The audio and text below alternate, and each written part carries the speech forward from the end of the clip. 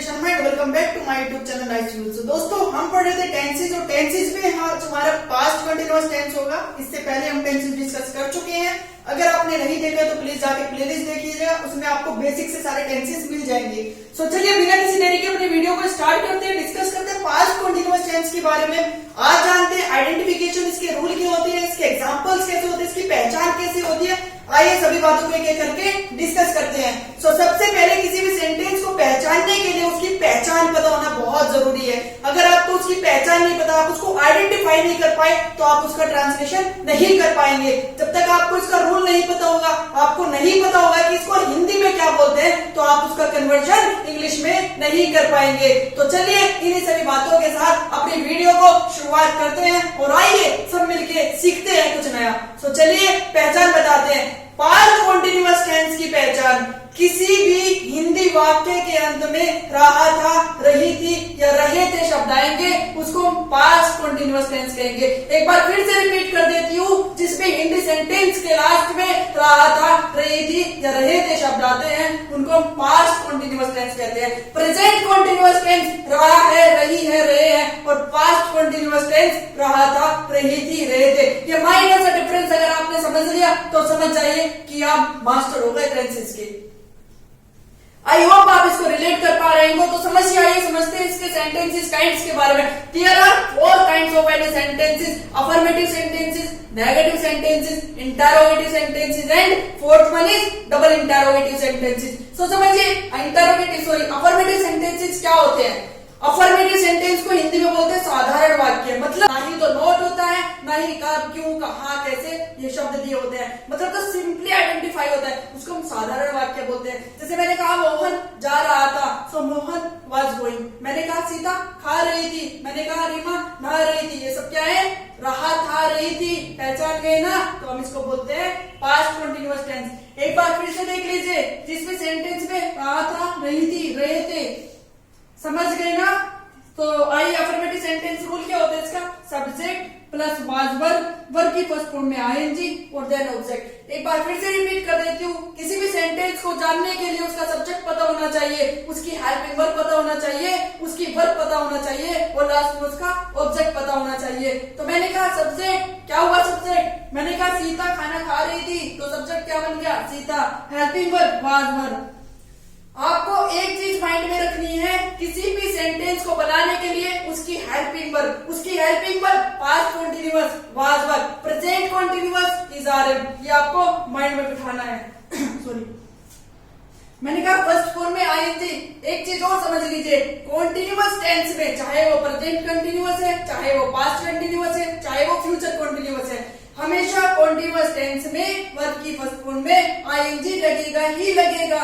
ये आपको अपने माइंड में सेट कर लेना है। मैंने कहा वर्ब की फर्स्ट फॉर्म में आईएनजी और देन ऑब्जेक्ट। अगर आपको ये नहीं पता सीता खाना खा रही थी सॉरी, अगर आपको ये नहीं पता सीता खाना खा रही थी, मैंने लिख दिया Sita was eating the food, convert करिए कौन सा सेंटेंस है, पहचानिए इसको। कैसे पहचानेंगे, first one is helping verb. Helping verb क्या होती है, वाज वर्ब होती है, और second one is first form में आईएनजी। तो ईट क्या होती है, वर्ब होती है खाना, और उसमें हमने आईएनजी लगा दिया, सो ईटिंग द फूड। मैंने कहा सीता खाना खा रही थी, तो Sita was eating the food.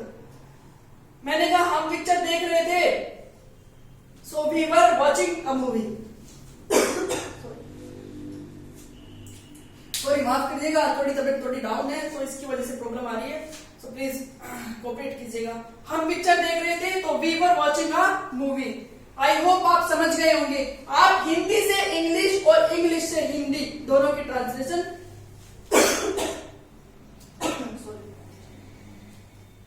आपको हिंदी से इंग्लिश और इंग्लिश से हिंदी की ट्रांसलेशन पता होनी चाहिए। आपको पता होना चाहिए कि इस वाले टेंस में हेल्पिंग वर्ब क्या होगी और उस वाले टेंस में हेल्पिंग वर्ब क्या होगी। समझ रहे हो ना, प्रेजेंट में क्या डिफरेंस है, पास्ट में क्या डिफरेंस है। उंगलियों पे नचे होने चाहिए, रटे होने चाहिए। अगर किसी ने कहा राम जाता है तो राम गोज, और इसने कहा राम जा रहा है तो राम इज गोइंग। इतना आपको डिफरेंस समझ आना चाहिए। ये होती है ग्रामर की बेसिक पकड़, ये होती है, इसको पता होता है कि रटे होने चाहिए। अगर किसी ने शब्द बोला तो आपके मुंह से उसका आंसर निकल जाना चाहिए। अब बात करते हैं नेगेटिव सेंटेंस। नेगेटिव सेंटेंस क्या होता है, सब्जेक्ट जिस भी सेंटेंस में नोट लगा होता है उसको हम नेगेटिव सेंटेंस बोलते हैं। इसका रूल क्या होता है, subject plus was verb plus note, verb की फर्स्ट फॉर्म में आईएनजी और देन ऑब्जेक्ट। एक बार फिर से सुन लीजिए, subject plus was verb plus note, subject plus was verb plus note, verb की फर्स्ट फॉर्म में आईएनजी और देन ऑब्जेक्ट। आप प्लीज इसका स्क्रीनशॉट ले लीजिए करेगा पहले।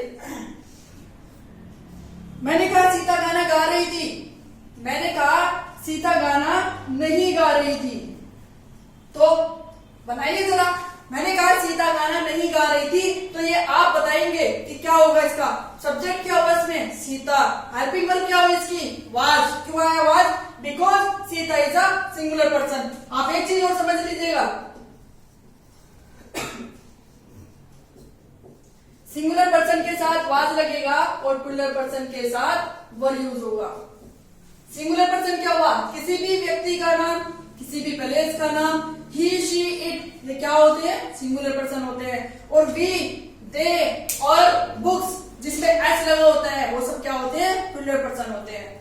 सो मैंने कहा सीता गाना नहीं गा रही थी, तो Sita was not singing a song, Sita was not singing a song. मैंने कहा हम घूमने नहीं जा रहे थे,